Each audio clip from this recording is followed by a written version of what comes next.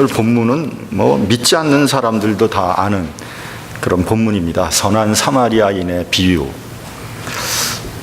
오늘 본문의 주인공은 율법사입니다. 율법사는 성경의 다른 이름으로 서기관이라고도 합니다. 율법사는 지금으로 얘기하면 변호사죠. 변호사 하면은 그 사회에서 지식인들 중에 한 부류입니다. 특히 우리나라 사람들이 좋아하는 직업이라고 하면 의사와 변호사죠.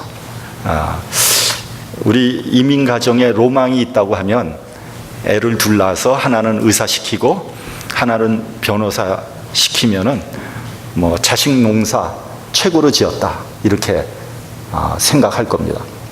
제가 아는 목사님 중에서 그런 분이 한 분 계세요. 딸은 의사고 아들은 변호사. 근데 그런 분들이 이제 은근히 이렇게 자랑을 합니다. 어떻게 자랑하냐면 자기는 의사나 변호사를 하겠다는 사람은 도시락 싸갖고 다니면서 말리겠다는 거예요. 왜 그러냐 그랬더니 직업적인 스트레스가 너무 심하고 그 다음에 학교 다닐 때 또 이렇게 빚을 많이 져서 졸업하고 나면 빚더미 위에 올라가 앉는다는 거죠. 근데 그게 여러분 그게 은근히 자랑하는 거예요. 그게 사실은. 만약에 그렇게 스트레스가 있고 이렇게 빚이 많다 그래서 그거 말릴 부모는 내가 의사나 변호사 되겠다는데 그거 말릴 부모는 한 사람도 없거든요. 사실은. 유대인 가정도 이와 비슷할 것입니다. 그래서 유대인들 중에서 의사와 변호사가 많은 거예요. 유대인들은 옛날부터 율법에 정통했습니다. 성경 자체가 율법이었죠. 우리가 모세오경을 율법이라고도 그렇게 성경에서 부르지 않습니까? 유대인들은 어려서부터 회당에서 율법을 가지고 토의하고 논쟁을 했습니다. 아주 율법을 가지고 논쟁하는 데는 이골이 난 사람들입니다. 그래서 유대인 변호사들이 법을 가지고 싸우는 데는 세계 최강일 거예요, 아마. 왜냐하면 어려서부터 논리적으로 훈련을 받았기 때문입니다. 당할 수가 없어요. 그 중에서도 가장 명석하고 신앙적으로 신실한 사람이 율법사가 됐습니다. 따라서 유대인 사회에서 율법사라고 하면 아주 존경받는 아주 명예로운 그런 직업이었습니다. 우리 본문 25절을 함께 봉독을 하겠습니다. 자, 시작. 어떤 율법사가 일어나 예수를 시험하여 가로되 선생님 내가 무엇을 하여야 영생을 얻으리까? 율법사는 예수를 시험하려는 의도에서 물어봅니다. 선생님 어떻게 하면 영생을 얻을 수 있겠습니까? 근데 저는요 이 율법사가 굉장히 용기가 있는 사람이다. 저는 그렇게 생각을 합니다. 왜냐하면 예수님께 영생에 대해서 물어봤기 때문입니다. 우리가 보통 생각하기에 율법사 하면 영생에 대해서 정통하리라고 생각하잖아요. 율법사가 영생을 모르면 누가 알겠어요? 근데 이 사람이 예수께 영생에 대해서 물어봤다는 것은 그건 뭘 의미하는 겁니까? 자기가 영생에 대해서 잘 모르고 있다는 걸 의미하지 않아요. 그러니까 자기의 아주 치명적인 약점을 드러내면서까지 이 영생에 대해서 물어봤다는 것은 이 사람이 대단히 용기 있는 사람이다. 전 그렇게 생각을 합니다. 이것은 마치 목사님이 영생에 대해서 잘 모르고 있다면 어떻게 될까? 영생에 대해서 가르쳐야 되는 사람이 영생을 잘 모르고 있다. 이걸 뭐로 표현해야 되겠습니까? 예수님께서 이런 말씀했죠. 소경이 소경을 인도하면 둘 다 구덩이에 빠지게 될 것이다.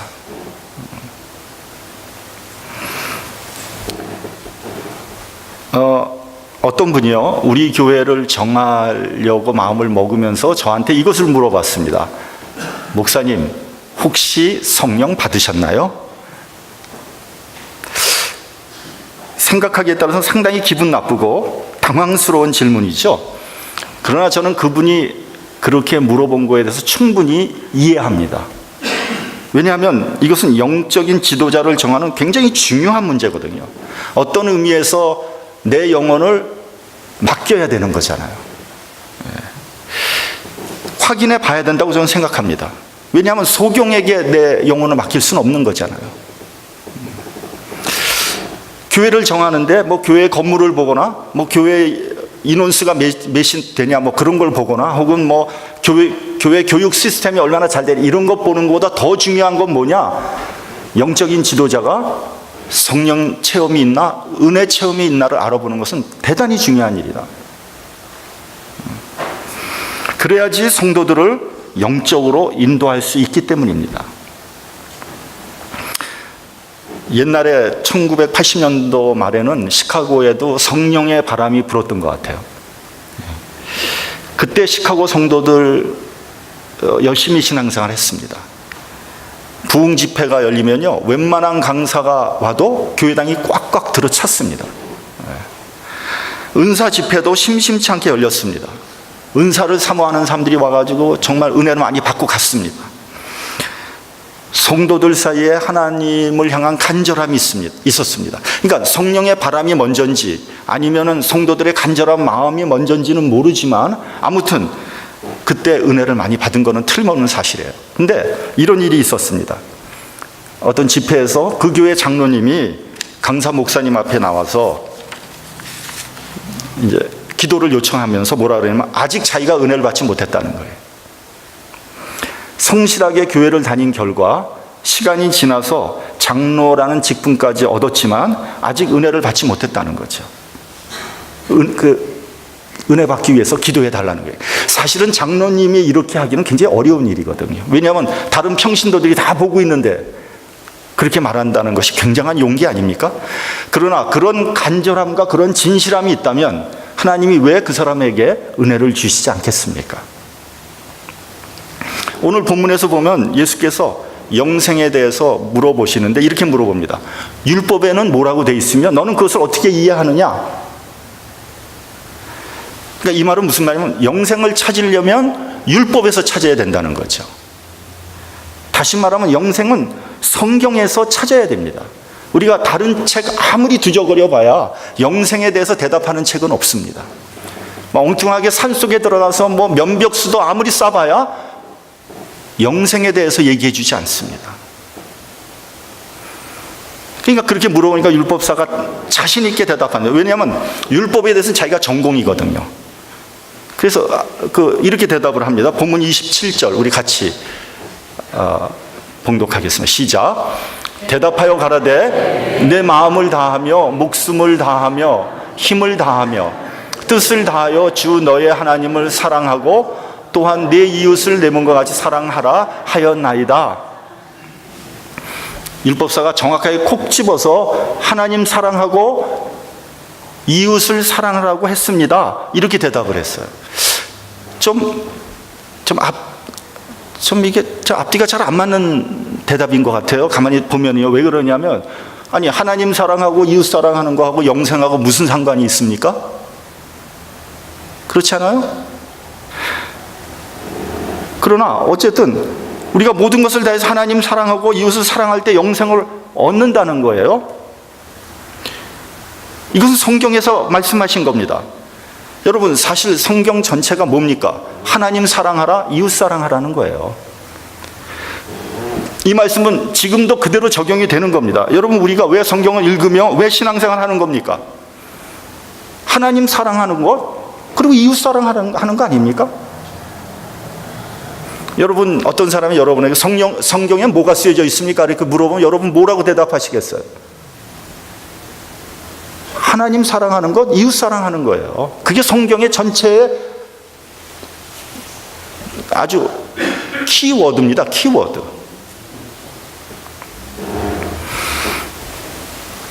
다시 말하면 율법사는 이미 영생을 얻는 방법을 알고 있었다는 겁니다. 영생은요, 어려운 게 아니에요. 영생은 뭐 고차 방정식 아닙니다. 영생은 네가 5년간 골방에 들어가서 기도해야지 영생을 얻는다, 이렇게 얘기하지 않습니다. 영생은 하나님 사랑하는 것이고 이웃 사랑하는 겁니다. 그러니까 예수께서 이렇게 말씀하십니다. 네 대답이 옳도다. 이를 행하라. 그러면 살리라.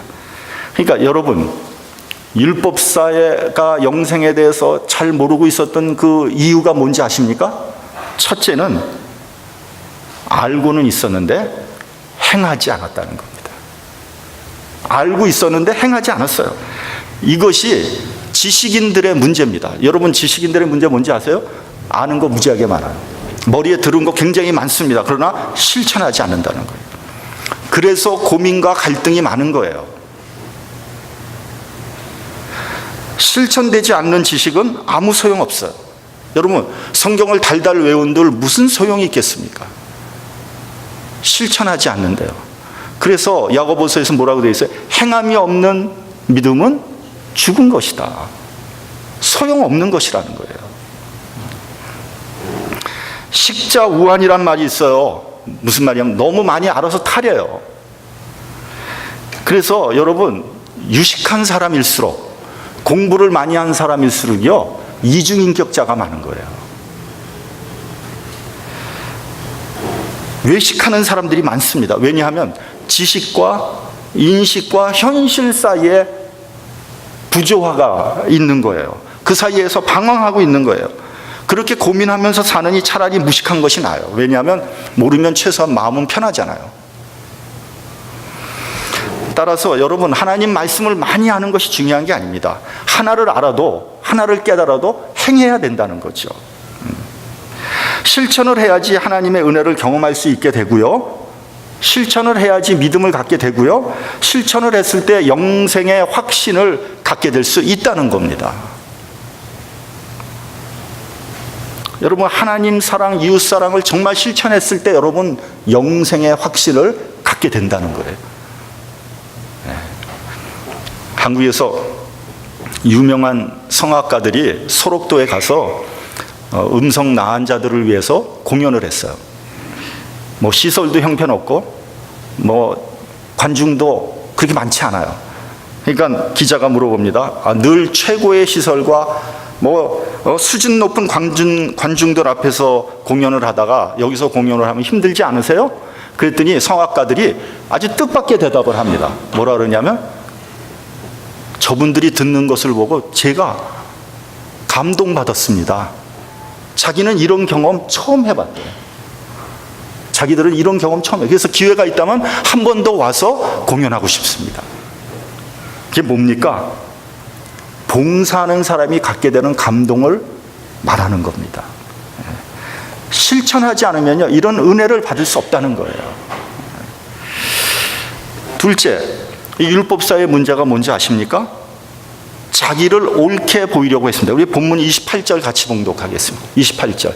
자, 시작.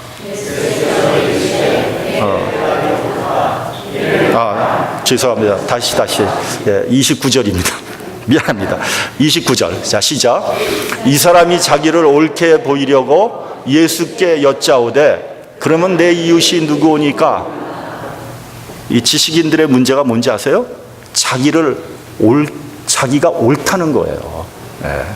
자기가 옳다는 것에 아주 자기 목숨을 거는 거예요. 자신의 논리에 자존심과 명예를 겁니다.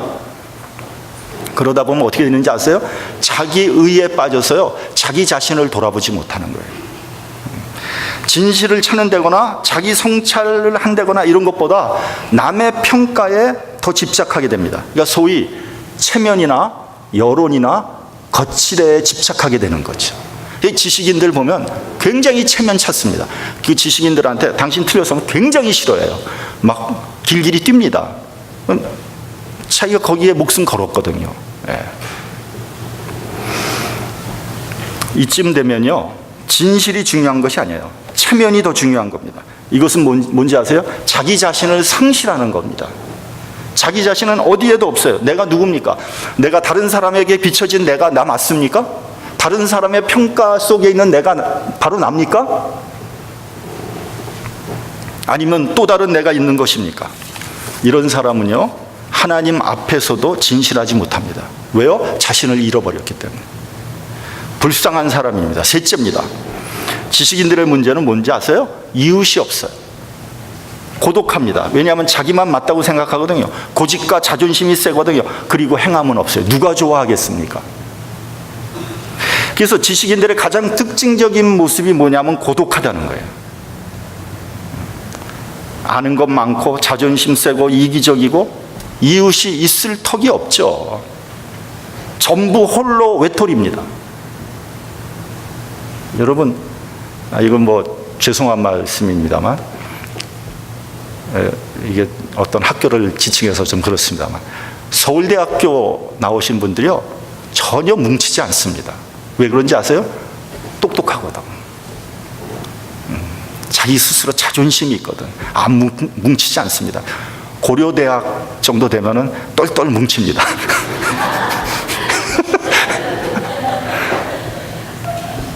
왜 웃으세요?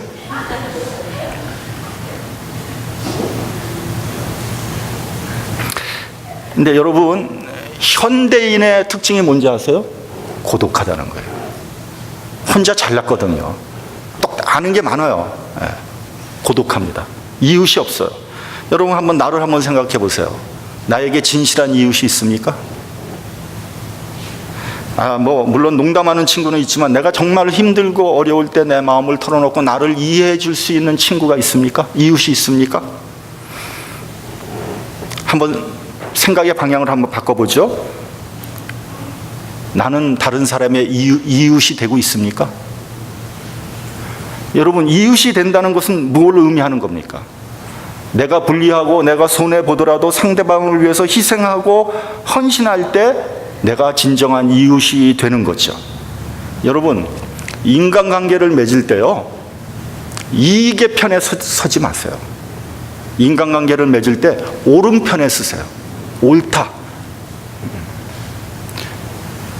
인간관계 맺을 때 저 사람이 나에게 이익이 될까 손해가 될까. 그래서 이익이 되면은 접근해서 비굴한 웃음을 웃고요, 손해가 될 것 같으면 뒤도 돌아보지 않고 그냥 휙 가버리고. 여러분, 이것은 이웃이 아니야. 뭐라 그러는지 아세요? 이걸 야합이라고 그러는 거예요. 야합. 상대방이 나에게 이웃이 되기를 바라지 말고요, 내가 먼저 이웃이 되어야 됩니다. 내가 먼저 손해보고 내가 먼저 희생을 할 때 이웃이 될 수 있습니다. 교회에서도 내가 먼저 손해를 보고 희생하십시오. 그래서 우리들이 서로 진심을 나눌 수 있는 그런 이웃이 되기를 바랍니다. 그런 사람들이 그리스도인들이에요. 여러분, 교회 안에서 우리가 이웃이 되지 못한다면 어디에서 이웃을 찾겠습니까? 예수님은 나를 위해서 목숨까지도 희생하셨는데, 나를 위해서 다 주셨다 그러는데, 나는 남을 위해서 조금도 손해보지 않으려면, 그게 무슨 예수 안에서 우리가 형제 자매라고 말할 수 있겠습니까? 여러분, 근데 중요한 건 뭐냐면요, 이웃이 없다는 것은요, 그건 내가 없다는 거예요. 어디 가서 화소연하고 위로받을 데가 없는 사람이에요. 불쌍한 사람인 거예요. 이렇게 자기를 상실한 지식인 율법사에게 예수께서 진정한 이웃이 누구인가를 가르쳐주고 계신 거예요. 그것이 바로 선한 사마리아인의 비유입니다. 이 비유는 스토리는 다 아는 거죠. 어떤 사람이 예루살렘에서 여리고를 이렇게 가고 있는데 도중에 강도를 만나지 않습니까? 그 강도가 이 사람의 옷을 뺏고 때려가지고 거반 죽게 만들어 놓고 그냥 가버렸어요. 길에다 내버렸어요. 근데 그때 마침 한 제사장이 그 길을 가다가 그 사람을 보고 피해서 갔습니다. 제사장이 왜 피해서 갔을까요? 아마 제사장은 이런 생각을 했을 겁니다. 이 사람 거의 죽게 생겼는데 잘못하다가 시체를 치우게 될지도 모른다. 그러면 부정을 타게 될 것이고, 정결의식을 하기 전에는 성전에 나가서 내가 제사장 직분을 감당할 수 없다. 지금 중요한 것은 저 사람을 돌보는 것이 아니라 하나님 앞에 제사를 드리는 것이다. 저 사람 도울 사람은 나 외에도 다른 사람 얼마든지 있다. 그리고 지나가 버린 거예요. 그 다음에는 레위인이 그것을 지나게 됐습니다. 레위인도 그냥 그 사람을 보고 그냥 스쳐 지나갔어요. 여러분, 레위인은요, 다른 직업이 없는 사람들이에요. 성전에서 일하면서 생활을 보장받는 그런 사람들이 레위인입니다. 그러니까 성전에서 청소를 하거나 혹은 성전 문을 지키거나 혹은 제사 때 찬양을 함으로써 그것을 천직으로 생각을 한 사람들이에요. 그러니까 이 사람은 나는 성전에서 일하는 사람이지 저런 사람을 돕고 구제하는 건 내 잡이 아니다. 나 말고도 저거 할 사람 얼마든지 있을 것이다 하고 그냥 스쳐 지나간 겁니다. 괜히 쓸데없는 일에 휘말리지 말고 내 일이나 신경 쓰자, 이런 생각입니다. 세 번째로, 사마리아인이 여행을 가다가 죽어가는 사람을 보고 불쌍히 여겼습니다. 그리고 정성껏 도와주고 살려줬다는 거예요. 여러분, 이 세 종류의 사람의 그 생각을 한번 우리가 분석해 볼 필요가 있습니다. 무슨 차이가 있는 겁니까? 아직 레위인과 제사장은 먼저 나를 생각한 거예요. 먼저 나를 생각했다. 자기 중심적인 삶을 살아가는 사람이에요. 손해볼 일, 희생할 일 하지 않습니다. 그러니까 남을 도와줄 수 없는 거죠. 이웃이 될 수 없는 거예요. 그러나 사마리아인은요, 나보다 다른 사람을 더 생각한 겁니다. 저 사람을 도와주지 않으면 죽을지도 몰라. 나도 바쁘고 할 일이 많지만 열일 제쳐두고 저 사람을 도와준 겁니다. 인도의 성자인 선다싱이라는 사람이 있습니다. 이 사람이 이제 티벳의 히말라야 산길을 가고 있었는데 때마침 옆에 이제 수도승이 있어서 같이 걸어가고 있었습니다. 근데 그때 그 히말라야는 이제 기후가 굉장히 많이 변화되잖아요. 갑자기 바람이 불면서 눈보라가 치고 기온이 급격히 하강하기 시작했습니다.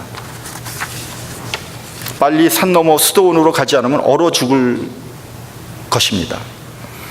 그 두 사람이 바삐 길을 재촉하는데 어디선가 신음소리가 들려오는 거예요. 그래서 가보니까 한 사람이 다리를 다쳐서 길가에 쓰러져 있는 거예요. 움직이도 제대로 못하고.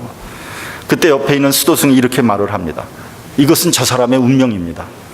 지금 여기서 뭐 지체하고 여기서 뭐 어영부영 하다가 우리 얼어 죽습니다. 지금 빨리 가지 않으면 우리 다 죽고 말 겁니다 하면서 뒤도 돌아보지 않고 떠나가 버렸어요. 선다싱은 쓰러진 사람을 그냥 두고 갈 수가 없었습니다. 그리스도인이라면 어려움에 빠진 형제를 당연히 도와야 한다고 생각을 했습니다. 그래서 선다싱은 그 어려운 상황에서 이 부상당한 사람을 부축했습니다. 그래서 옆에 끌어안았어요. 안고 산길을 오르기 시작하는 거예요. 그러니까 두 사람이 뭐 혼자 가기도 힘든 산길을 둘이 이 사람이 부축해서 막 가니까 막 넘어지고 쓰러지면서 막 땀을 삘삘 흘리고 진짜 조금 가다 보니까 다리가 후들거려서 더 이상 갈 수가 없는 거예요. 근데 그때 저 멀리서 수도원이 보이기 시작한 거예요. 야, 살았다. 그래서 이제 다시 기운을 내면서 가는데 이렇게 보니까 길가에 어떤 사람이 쓰러져 있는 거예요. 얼어 죽었어요. 그래서 이 사람이 누군가 하고 봤더니 바로 조금 아까 먼저 길을 떠난 수도승이었어요.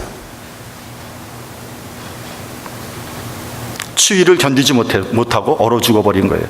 선다싱과 그 부상한 사람은 서로 몸을 부비면서 땀을 뻘뻘 흘리면서 갔기 때문에 얼어 죽지 않고 살아날 수 있었던 거예요. 목숨을 건진 겁니다. 여러분, 이건 뭐를 우리에게 가르쳐주고 있습니까? 이웃을 돕는다는 것은 사실은 나 자신을 돕는 거예요. 왜냐하면 이웃이 없는 나는 없기 때문입니다. 여러분, 이 세상에 나 혼자 살 수 있는 사람은 아무도 없습니다. 하늘나라는 이웃과 더불어 살아가는 곳입니다. 이웃이 없는 곳, 그곳이 바로 지옥입니다. 저는 지난 주일에 이제 뉴욕에 있는 제 딸네 집에 가서 지냈죠. 아까 말씀드렸죠. 그 이제 주일이 됐잖아요. 교회를 가야 되잖아요. 거기가 브루클린인데 그 브루클린에서 아주 유명한 교회 브루클린 타버너클 철치라는 곳이 있습니다. 그래서 거기를 찾아갔어요. 갔는데 그 이제 극장을 교회로 그렇게 개조를 했어요. 한 수천 명이 뭐 꽉 찼어요. 그리고 이제 그 앞에는 성가대가 한 150명, 200명. 뭐 성가대복도 안 입어서 그냥 자기 일반 캐주얼 옷 입고요. 쫙 섰어. 그리고 이제 지휘자가 거기 앞에 딱 서고 딱 시작하면서 찬양을 하는데 뭐 악보도 없어요. 뭐 피스 없어. 그냥 박수 치면서 찬양을 하는 거예요. 모든 성도들이 다 일어나서 박수 치면서 찬양하는 거예요. 예. 그 성가대가 미국에서 그래미 어워드 받은 성가대인지 아십니까? 그래미 어워드를 받았어요. 정말 잘하더라고요. 잘하는데 그 찬양을 하는데 감동이 전해져 오더라고요. 하여튼 거기 보니까 뭐 흑인, 백인, 뭐 동양인 온갖 인종들이 다 모여서 박수를 치면서 찬양을 하는데 저는 미국 교회에서 뭐 예배를 그렇게 많이 드리진 않았지만 전 처음 제가 감동받았어요. 찬양에 감동받았어요.